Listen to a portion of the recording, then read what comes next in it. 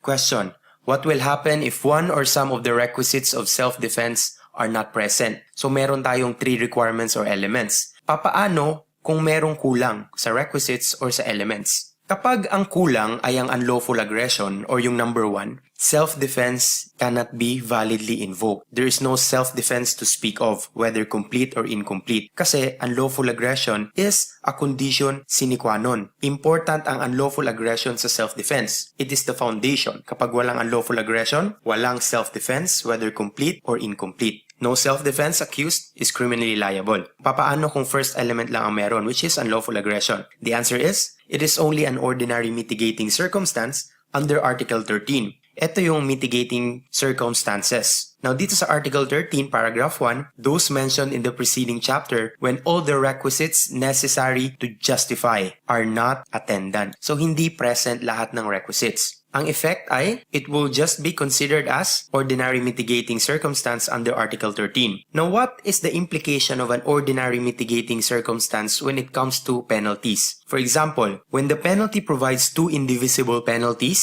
like reclusion perpetua to death, at merong ordinary mitigating circumstance, ang penalty ngayon ay reclusion perpetua, which is the lower penalty. So, ang i-impose na penalty ay yung lower penalty because of the presence of an ordinary mitigating circumstance. What about divisible penalty having 3 periods? Kapag merong 3 periods, for example sa reclusion temporal, because reclusion temporal is a divisible penalty, then you impose the minimum period. So dito, reclusion temporal in its minimum period. That is, kung merong ordinary mitigating circumstance.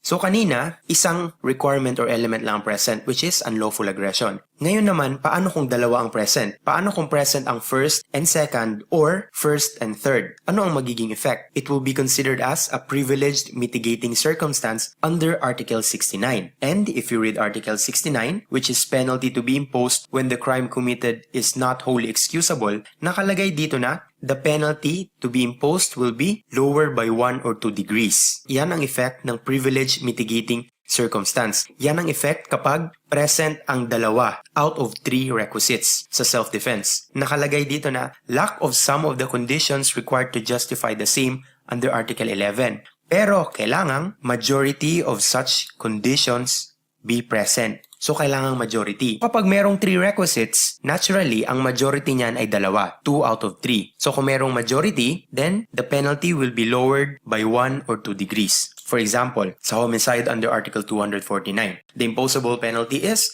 reclusion temporal. Sinabi natin na kapag present ang dalawang requisites, magiging privilege mitigating circumstance. And ang effect niya ay, you lower the penalty by 1 or 2 degrees. Now, it is subject to the discretion of the judge kung 1 degree ba or 2 degrees ang ilo-lower niya. So dito, ang 1 degree lower ng reclusion temporal, we have prison mayor. Ang 2 degrees lower is prison correctional. So it depends on the judge whether he will impose prison mayor or prison correctional.